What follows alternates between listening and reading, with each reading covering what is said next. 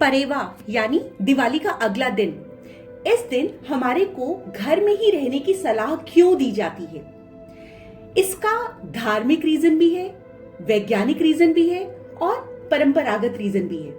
मतलब religious, scientific and traditional दृष्टिकोणों से इस दिन हमारे को घर में क्यों रहने की सलाह दी जाती है, आज की वीडियो में हम ये डिस्कस करेंगे। दीपों का त्योहार, रोशनी की रात, दिवाली के बाद आता है एक और अहम दिन जिसे हमें परेवा कहते हैं। इसे गोवर्धन पूजा के नाम से भी जाना जाता है। इस दिन को लेकर एक खास परंपरा है और मान्यता है और कहा जाता है कि परेवा के दिन घर से बाहर मत निकलिए। क्या ये सिर्फ एक पुरानी मान्यता है या इसके पीछे कोई गहरी सोच है, एक गहरा राज है?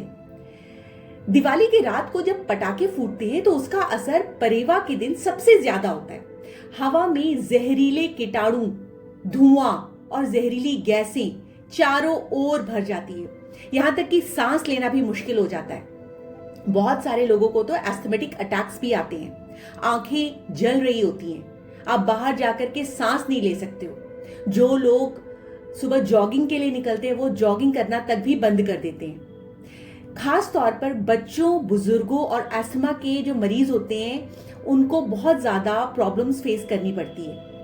गले में खराश, फेफड़ों पर बुरा असर, ये सारी प्रॉब्लम्स हेल्थ रीजंस हैं जो हम लोगों को साइंटिफिकली बोले जाता है कि जिस रीजन से आप घर पर रहिए।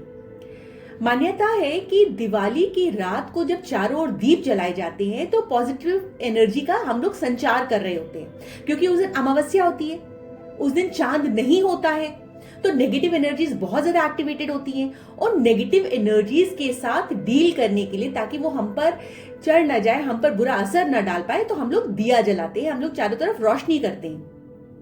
लेकिन जैसे ही सुबह होती है वातावरण में तामसिक तरंगे सक्रिय हो जाती है, तामसिक वेव्स एक्टिवेट हो जाती हैं। ऐसा कहा जाता है कि दिवाली की रात को तो बुरी शक्तियां, भूत प्रेत और नकारात्मक ऊर्जाएं खुले वातावरण में घूम ही रही होती हैं, जो किसी कमजोर शरीर या मन पर असर डालने के लिए वेट कर रही होती है। वो एक किसी ऐसे व्यक्ति को ढूंढ रही होती है जिसकी इम्यूनिटी लो हो, स्पेशली बच्चे या फिर मैरिड कपल्स जिनकी लाइफ में अभी रौनक आने वाली है, हैप्पीनेस आने वाली है।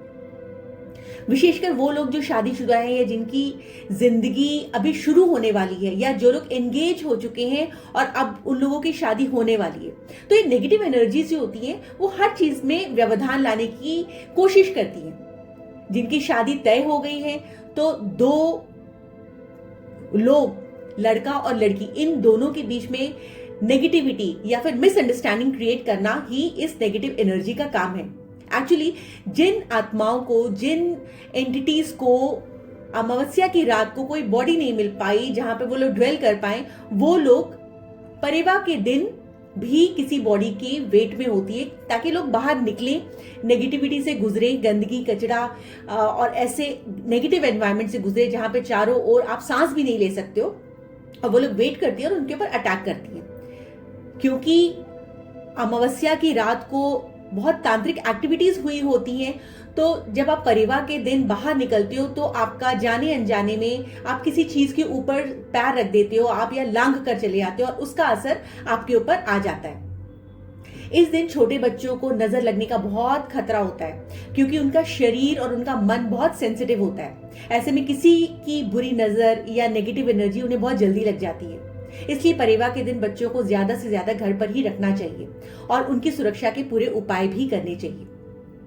दिवाली के बाद सड़कें, गलियां, पटाखे, कचड़े, इन सबसे भरी होती है। तेल और दियों की राख और तमाम गंदगी फैली होती है। सांस लेना दूभर हो जाता है। ऐसे में बाहर न निकलना ज्यादा अच्छा होता है, जिससे हमारे ऊपर नेगेटिव एनर्जी, नकारात्मक ऊर्जा असर न डाल सके। तो इस दिन हमारे को क्या करना चाहिए? ऐसा क्या करें जिससे हमारी लाइफ सेफ रहे, हमारा फ्यूचर अच्छा रहे?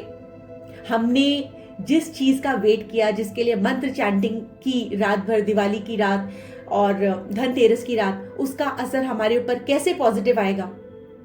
क्योंकि अगले दिन जब आप बाहर निकल जाते हो, अब बाहर से घर वापस आते हो, तो लोग एक दूसरे से चिढ़ने लग जाते हैं, कहते मैं थक गया, मैं थक गई, मुझसे काम नहीं होगा। और इस प्रकार से मिसअंडरस्टैंडिंग्स वगैरह स्टार्ट हो जाते हैं। तो घर में दीप जलाएं, गंगा जल का छिड़काव करें, धूप, दीप और सुगंध का प्रयोग करें। विशेषकर कपूर और गुग्गल जलाने से एनवायरनमेंट बहुत शुद्ध होता है। अपने मुख्य द्वार को बंद रखें। दरवाजे पर रक्षा सूत्र टांग दे या फिर नींबू मिर्चा टांग दे। आप घर में पूरे दिन महामृत्युंजय मंत्र का जाप करें, गायत्री मंत्र चलाएं, हनुमान चालीसा का पाठ करें। जरूरी न हो तो घर से बाहर न निकलें। ये दिन ध्यान, आत्मशुद्धि और आराम का है। हमारी जो परंपराएं हैं केवल वो अंधविश्वास नहीं है, उसके पीछे बहुत डीप रीजन है, विज्ञान है और हमारे बुजुर्गों का अनुभव है। परिवार के दिन हमें ये सिखाता है कि कभी कभी ठहरना, खुद को संभालना और वातावरण से तालमेल बिठाना भी जरूरी होता है। इस परिवार अपने और अपनों की रक्षा करें, दीप जलाएं, सुगंध फैलाएं और घर को एक सुरक्षित मंदिर बनाने की कोशिश करें। सुरक्षित रहें, जागरूक रहें और भारतीय संस्कृति की गहराई को समझें। जय श्री राम।